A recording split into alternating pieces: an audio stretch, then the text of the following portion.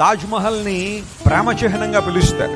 A symbol of love అంటే తాజ్ మహల్ అంటారు. ముంతాజ్ బేగం ఆమె చనిపోక మునుపు షాజహాన్ గారి దగ్గర కొన్ని వాగ్దానాలు తీసుకుంది. ఆ వాగ్దానాల్లో ఒకటి బహుశా తాజ్ మహల్ కట్టడం అయి ఉండొచ్చు. ఆమె చనిపోయిన తర్వాత ముంతాజ్ బేగం గారి కోసం షాజహాన్ గారు ఒక పెద్ద ప్రేమ చిహ్నాన్ని కట్టాడు. తాజ్ మహల్ ఈ రోజున ప్రపంచాన్ని అంతా ఆకర్షిస్తా ఉంది, ప్రేమ చిహ్నం. అయితే ఆమె ఇచ్చిన వాగ్దానాల్లో చాలా మట్టుగా నెరవేర్చలేదు అనుకున్న తర్వాత సంగతి. ఆ యమునా నదికి యువతల తెల్ల తాజ్ మహల్, అవతల నల్ల తాజ్ మహల్ కట్టుకుని ఆయన చనిపోయిన తర్వాత అందులో పెట్టబడాలని ఆశించాడు. ఆయన తన భార్యను ప్రేమించిన భర్త కట్టిన ఒక సమాధి తాజ్ మహల్. ప్రపంచంలో చాలా చాలా ఇలాంటి దృశ్యాలు కావచ్చు, వస్తువులు కావచ్చు, స్తూపాలు కావచ్చు, చిహ్నాలు కావచ్చు, ప్రేమను రుజువు చేయడానికి చాలా మంది కట్టారు. కానీ యేసు ప్రభు ప్రేమను ఎలా వ్యక్తం చేశాడు ఆయన అంటే, మనలను ప్రేమించుచు తన రక్తం వలన మన పాపముల నుండి ఆయన ఏం చేశాడు చెప్పండి. ఇది నిజమైన ప్రేమ, అది స్వచ్ఛమైన ప్రేమ.